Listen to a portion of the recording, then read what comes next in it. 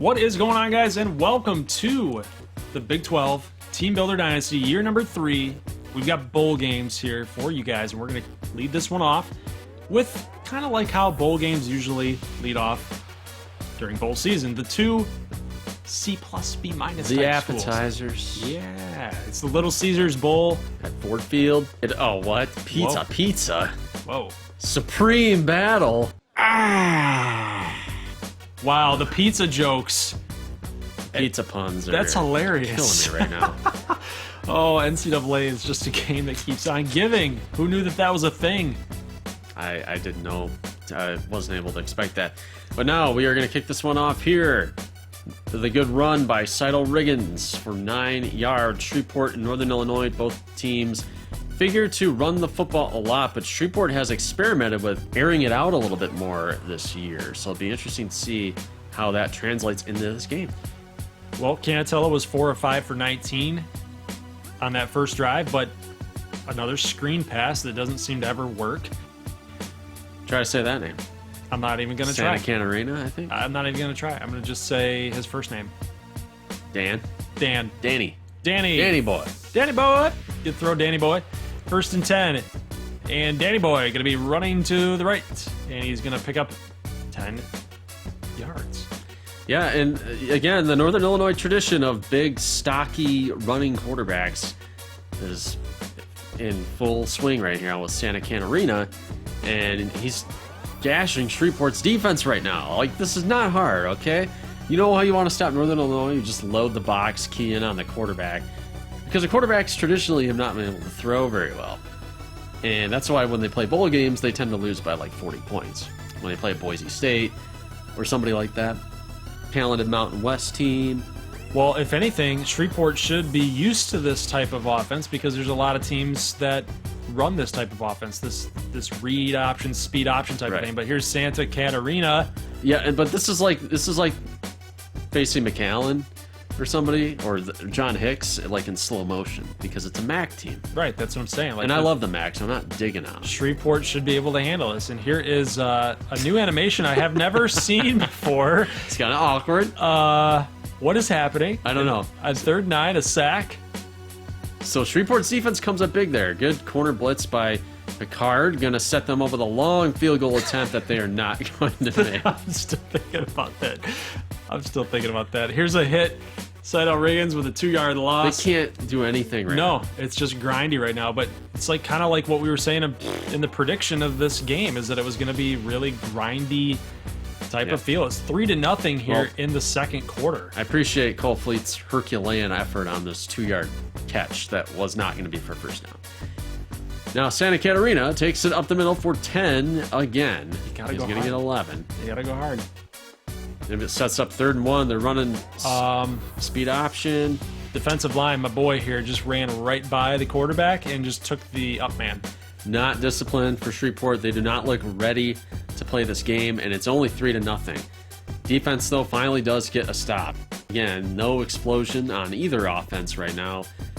Shreveport trying to change that up with a good catch by Demetrius Marks. Honestly, the first big play that we've seen right there through the air. But here's a good run for 7. It's going to get Shreveport a little bit closer. Now we've got some good blocking here. Go. Nice. You got to break that tackle. And he does. That is Seidel Riggins for 29. So that's what we've been waiting for right there. There's Jay Ballmer. I see him. Look at the outside. He set the edge. And then Boone Lawson, 77 right there. Good run blocking for Shreveport right now. Now they're starting to feel it a little bit. Roberto Allen with the 12-yard carry. 2nd and 11. And here's Cole Fleet with the 8-yard catch. 3rd and 3. And Canatella going to throw it out of bounds. So we get a tie ball game here. 3-3 if there is a make. And there is. So 3-3 game. All right, now we got the backup running back in for NIU, and he's going out. Marcus Jones picks up 20 yards. And now, what is this? They're bombing it over top. Where's Bradica? Oh, they hit Dennis Robinson for a huge gain. This is right before the half here. 10 seconds. Falk runs out of bounds. And they're going to run the ball on 1st and goal with 1 timeout. That is not a gutsy call. No, it makes no sense. It makes no sense. You've got a timeout. You're in field goal range. Take a shot at the end zone. You know, if it's not there, Have a clock in your head. Yeah. Say 1 Mississippi, 2 Mississippi, get rid of it. So it just didn't make a whole lot of sense to me. But What's going on there? Get up. Get up. It's halftime. Yeah. There's pizza in the locker room. Sponsored by Little Caesars Pizza. Halftime stats: 50 passing yards. Gack. That's disgusting. You should have about 100, 120, 150. Something. Marcus Jones picks up 2 on the screen. It's college. 3rd and 10 here. NIU. Let's see what they got up their sleeves. And oh my God, No, they're busted. going over the top. What happened? Just busted coverage, man. What is happening here? Shreveport. Dennis, You're playing the MAC. This is not the Big 12. Why? You guys won Big 12 games. You are ranked as high as number 7 in the nation. they're not ready, man. I don't know what it is. They keep keying on this run for them against Northern Illinois, and it's just they hit him right over the top. So here's Jay Ballmer with a nice catch out of bounds. He's going to pick up more than the first down. And a nice catch and grab there by Herschel Gates. And we got a penalty. Let's see what this is going to be called. You got a face mask on the Huskies defense. So this is going for even more yards. So now they are set up near the red zone. Let's get something going. You got all day in this pocket, and he's throwing across. Oh, I thought he had it. He gave his receiver a chance, but man, a lot of questionable throws here by Canatella right now. Even though he's 8 of 10, there's some questionable throws. Yeah, Not and gonna Seidel Riggins gets destroyed on a screen. Again, not a lot of cojones involved in that call right there. 3rd and 5. Santa Catarina throws it away, and Shreveport's going to get the ball back. So only 7-point game. I mean, it is a pretty close game. It is what it is. It is what it is. 1st and 10, 2:12 to go. Canatella that's what I'm talking about. Just questionable throws. Oh, and what's up with these angles? I don't know. They can't make the tackle, and it's going to be a pick 6 on Canatella. And the no F's given type of mentality that he has shown. That guy's real, too. I don't know anybody with the last name Pugh. Or I don't know how to even say that. Is going to cost them. Huskies. The Husky fans are loving it. 20-6. This is brutal. It's brutal. Travis Jackson makes the catch. Custom recruit. Yes, 3rd and 7, and Canatella going to throw deep, and he's going to find Jay Ballmer. Ballmer's going to be pretty good. Yeah, I'd say so. He's a really good route runner that he has shown so far in his freshman season. Boone And, Lawson. Yeah, baby, the tackle. Making catches at tight end. He's technically a tight end. He's listed as a tight end. What? I didn't remember doing that. No, he is. 2nd and 7, and here is... Oh, keep going. Turn those legs. Only 1 yard for Riggins after all that work. 3rd and 6. Let me guess, he's going to throw it away? Oh, no! He's going to find Cole Fleet for a 6-yard touchdown. Shreveport is alive, my friends. 166 yards for Canatella, and got a touchdown and a pick, but that's a good read. It's a good read. If you can do more of that, more Cole Fleet up the middle. We don't do him down the sidelines. Just keep him up the middle. Be that slot receiver that Canatella needs here, but got to make a good play here on defense if you're Shreveport, and they give up the 22-yarder. To Robinson again. Out of bounds. Really nice catch. Really good throw. Marcus Jones here for 9. So Northern Illinois keeps pushing the football up, and Shreveport defense got to get into the sideline. They do. They knock him out at about the 2. Another injury for Northern Illinois, but will it matter?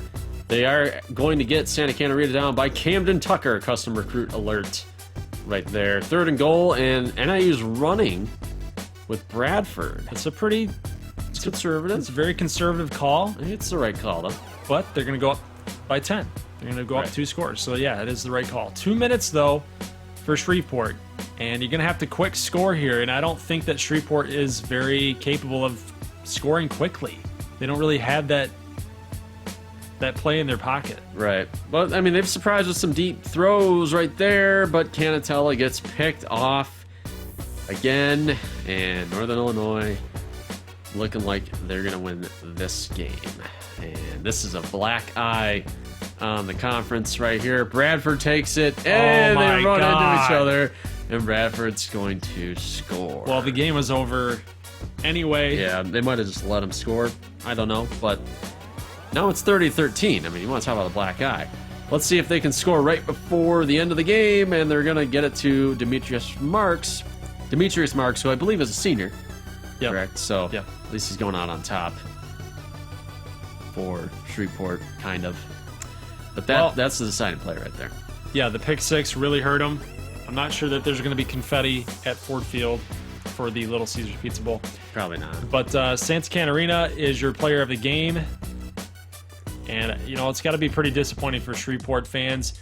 They were ranked as high as number 7 this season. Yeah. And coming from the Big 12, you would have expected that they would have You remember those shown games? up. Yeah, I remember those days. I remember those days too. We'll see how they do in recruiting in the offseason, and, you know, hopefully that loss doesn't hurt them too bad. So let's go ahead and talk about Denver Tech against Oregon. Now, this was my upset pick for Oregon over Denver Tech. They haven't beaten Denver Tech. No, they're 0-2 so far in this dynasty, but you see, we went with almost the best possible matchup you could get in this type of game. So Oregon does not have any highlighter yellow on their uniform set.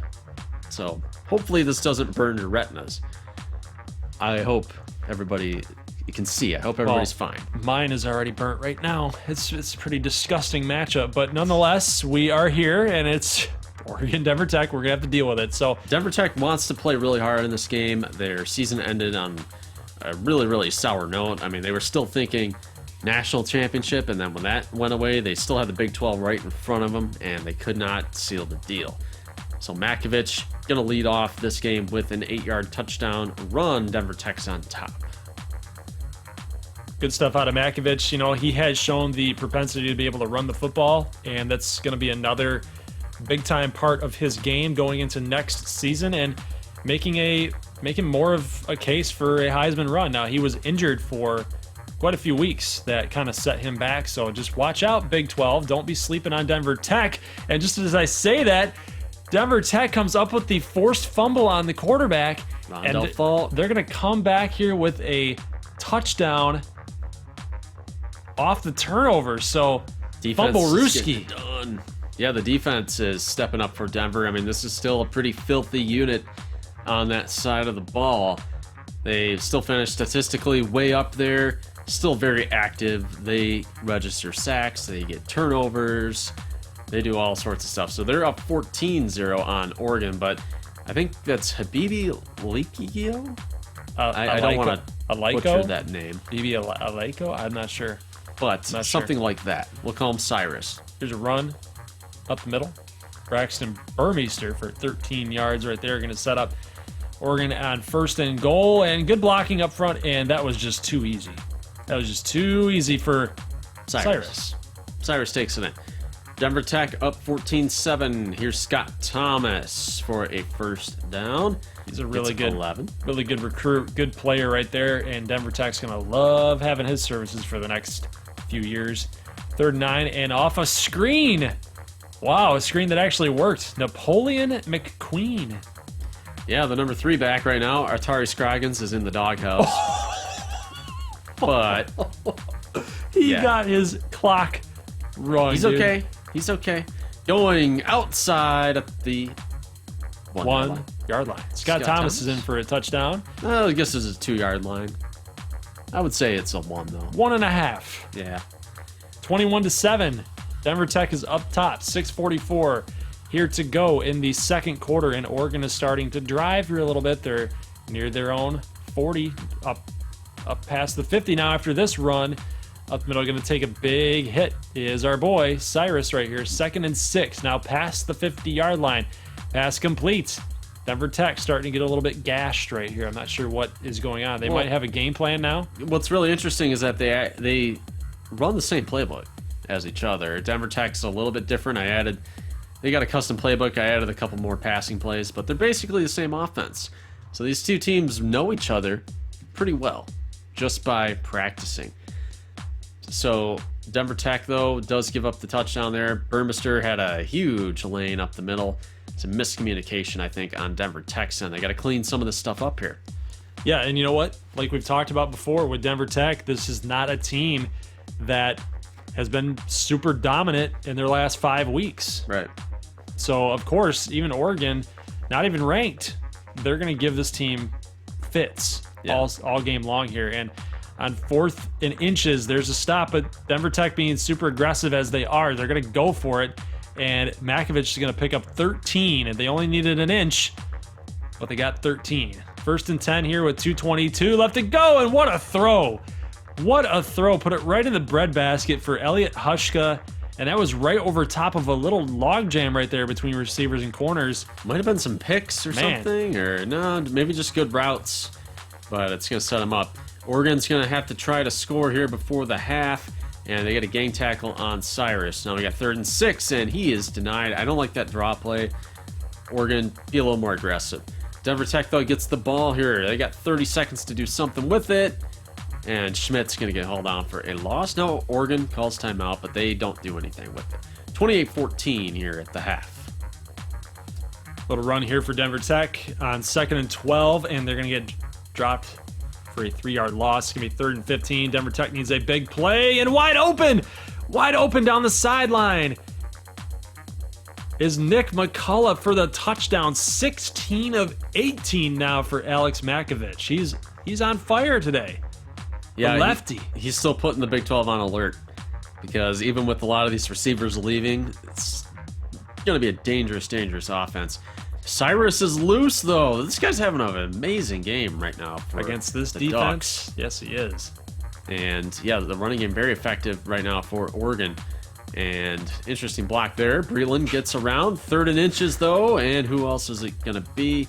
Cyrus for 3 yards. Oregon not out of this yet. I mean, they're down 21, though, so they got to come up with something, but incompletion there. His arm was hit. 7-11 for Brewmeister for only 50-some-odd yards.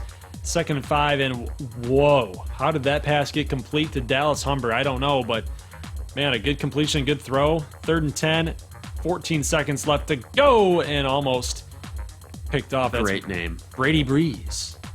Great name. Wow, that's like my 2 favorite quarterbacks, Brady and Breeze. Pretty interesting. 4th and 2, and Oregon has to go for it here, down by 18 points, and they picked this up.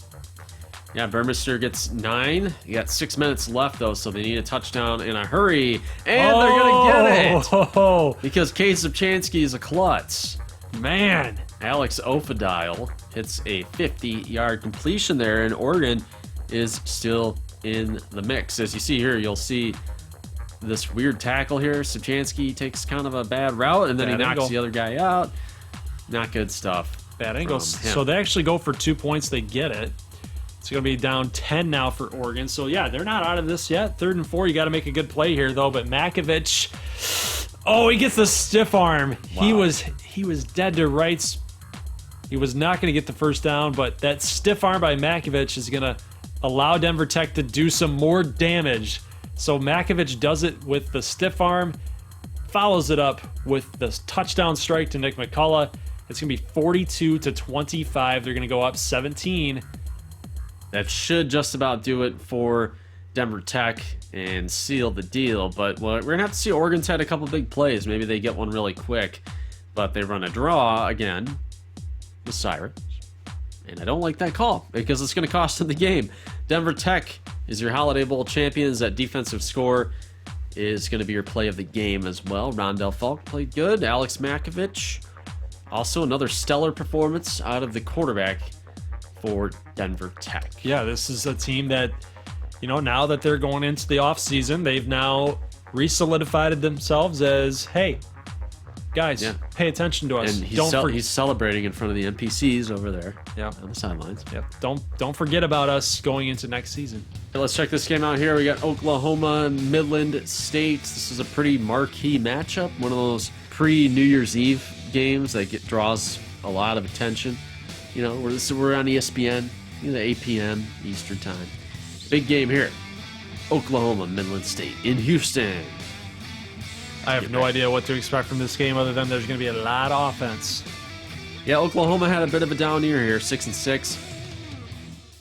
They had a down year last year too, so they don't want this to become the new normal. So a win here is going to go a long way. Whiteside got nothing done on that first drive. Austin Kendall still with the university.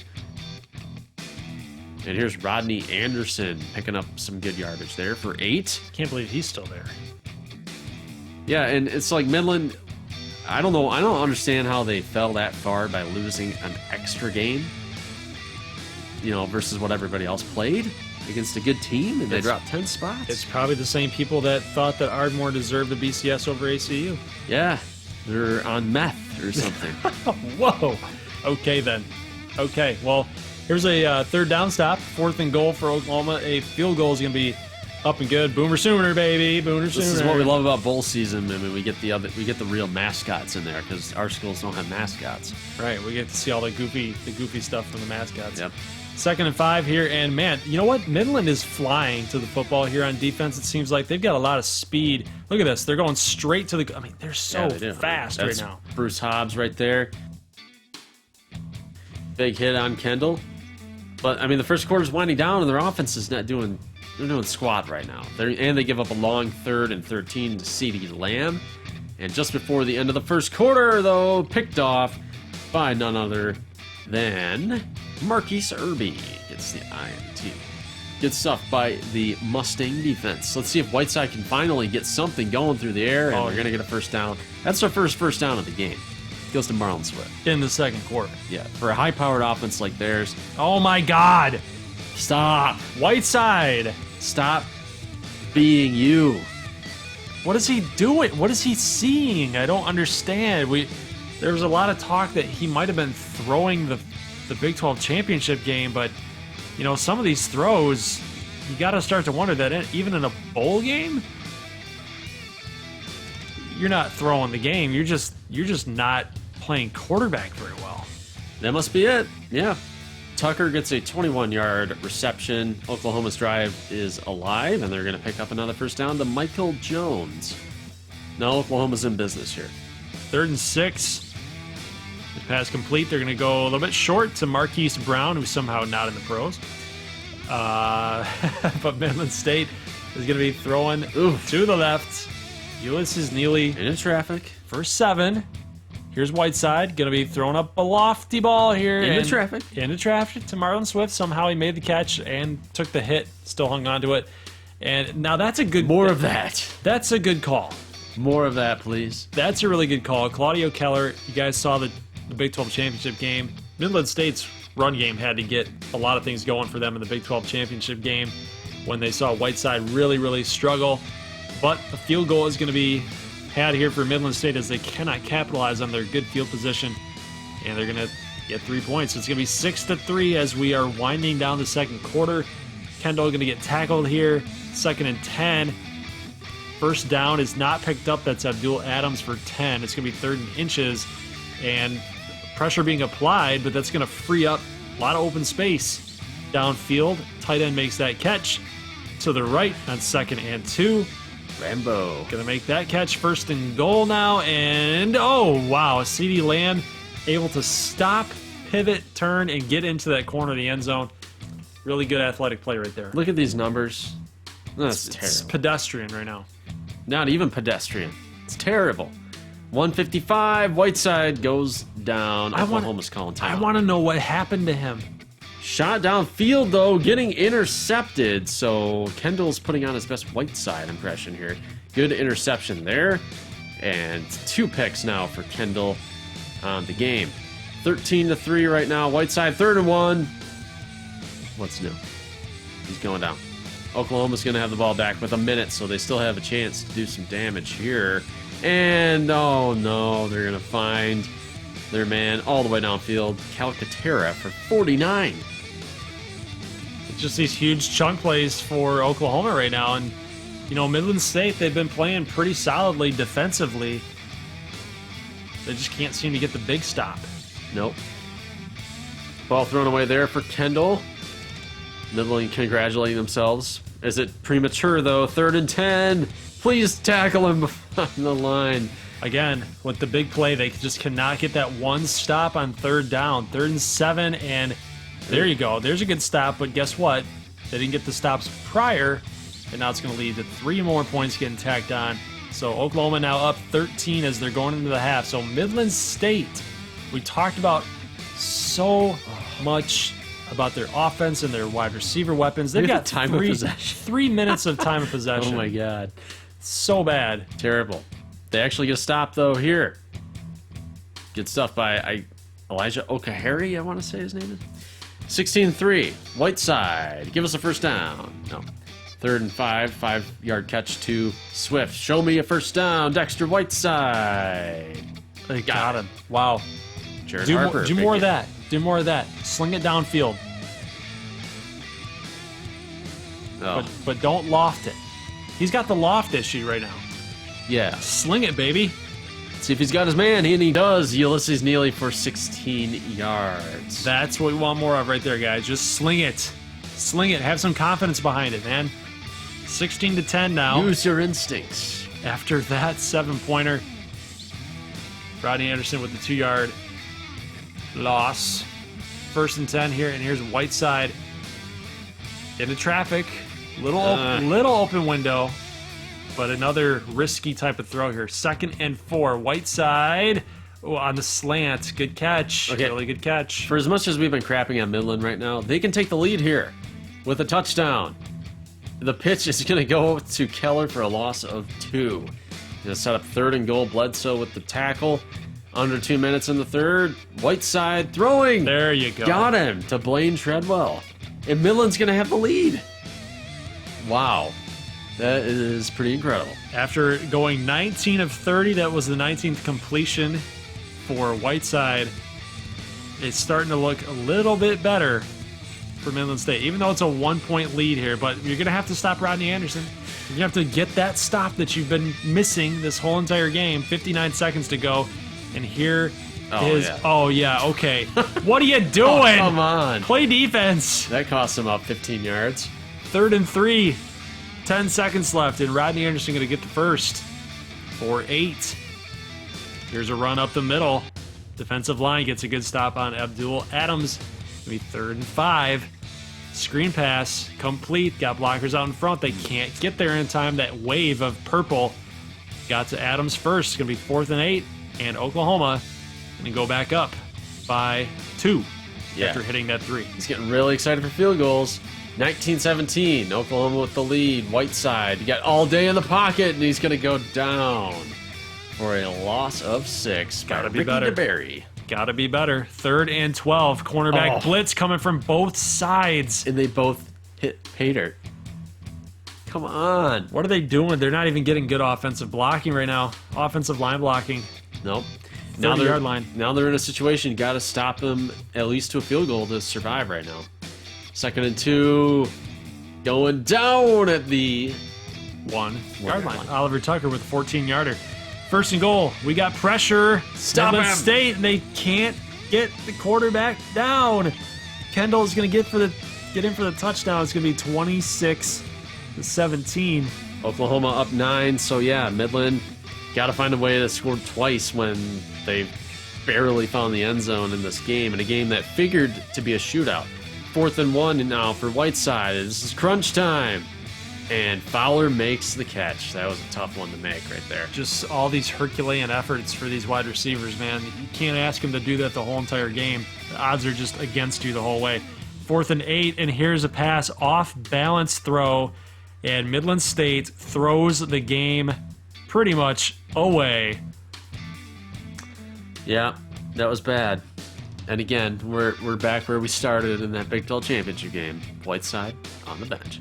Austin Kendall, with nobody around him, is saluting the fans that are all the way back in the stands. Good win for Oklahoma. You deserved it. Midland sucked in that game. Brutal. This is a game that we need to win, okay? We need to right the ship. Shreveport and Midland let us down. This is a game McAllen is coming in as a 24-point favorite over Southern Miss. Blow them out. That is your mission. You have to. You have to. And I think that they can. I really think that they can. They've got the offensive weapons. This is are they Conference USA? Yeah. It's a Conference USA team that Went 500. Yeah, you got to be able. The question with this game is McAllen going to get up for it? Right. You know what I mean? That's always the question in these types of games. And so far, so good. As Marlon Malloy the senior, who contemplated sitting this one out. Carson Jackson, a senior who could have sat this one out, but they wanted one last ride, boys. Look at the speed. One last ride. Marlon Malloy. 10-yard touchdown, McAllen on top early. Southern Miss with the ball here.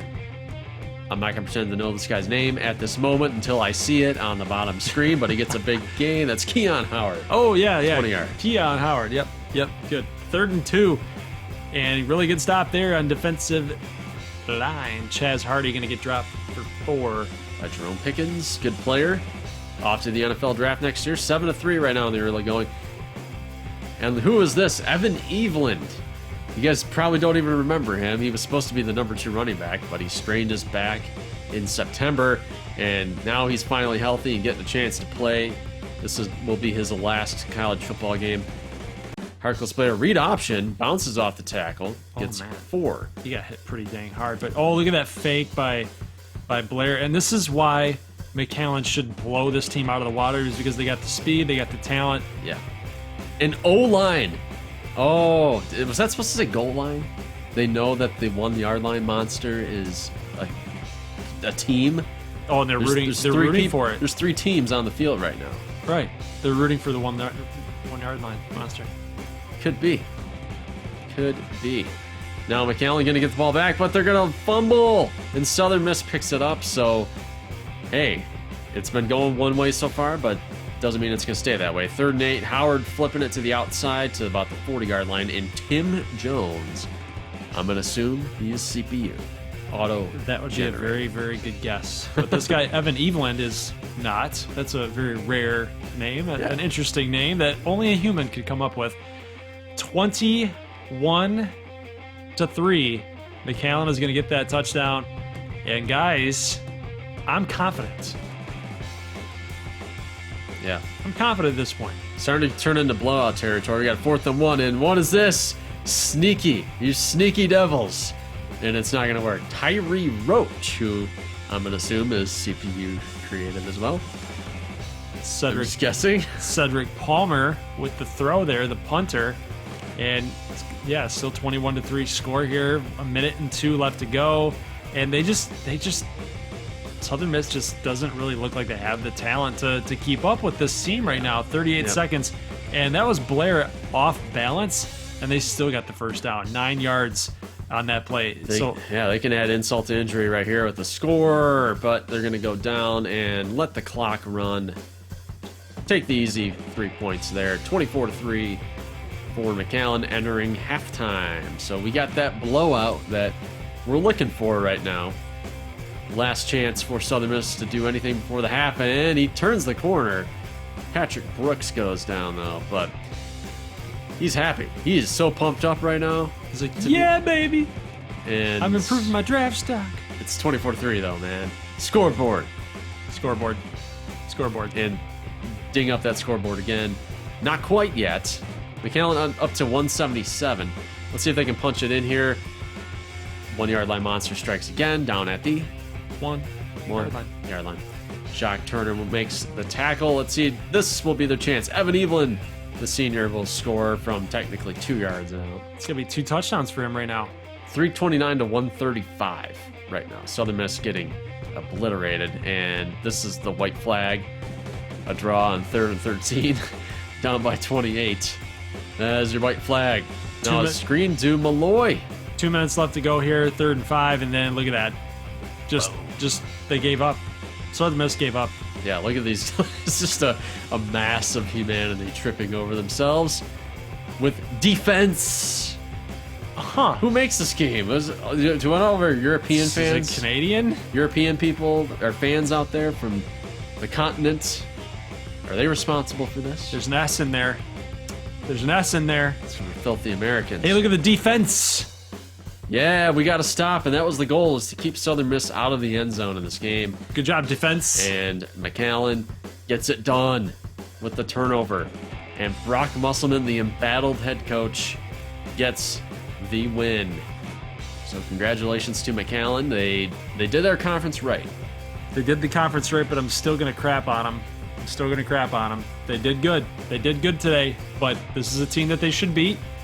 And they did. You're still kind of choke artists. You're But, still kind of choke artists. hey, with the disappointing effort from Shreveport and lost by Midland State, 2-2 to start the conference in our bowl season. It could be better, but at least McAllen stepped up and did what they were supposed to do. Yes. And the one thing that I want to harken back to is that defense thing. If you're going to spell it, if you're going to go to a game, you're going to spell it like the actual object of a fence, then at least do what everybody else does and have a letter D and then have an image of a fence, or bring a picket fence. That way, you can save on paint. well, then you can work around this issue, because you're That's going to have very good. Canadians and Europeans spell it one way, and the Americans, Exactly. the ugly Americans, are going to spell it with the S. Yeah. Because we like to do things all different Yeah. from the rest of the world. So we're on next the metric week, system. what we have on tap for next week, technically it'll be Wednesday. So tune in Wednesday. We're going to have Gansu versus Rutgers. We are going to have Little Rock and Pittsburgh in the Toilet Bowl. 5-7 versus 5-7. Can Gunner Rivers actually get the big time bowl win? And the marquee matchup of the day will be Kansas A&M taking on Washington in the Alamo Bowl. So hope to see you guys there. So bowl week number 1 is in the books, guys. Leave a like if you like this thing and let us know how you did. How'd your picks do? I'll have a standings update for you guys in the comment section below, in the pinned comment, and also in the community tab. Make sure you guys are checking the community tab every now and then, because I do like to post the upload schedules as well as a lot of the links for the side games and just really things that I'd like to talk to you guys about and let you guys know what's up about the channel. So leave a like if you like this thing, and we'll see you guys next Wednesday for bowl week number 2. As always, peace.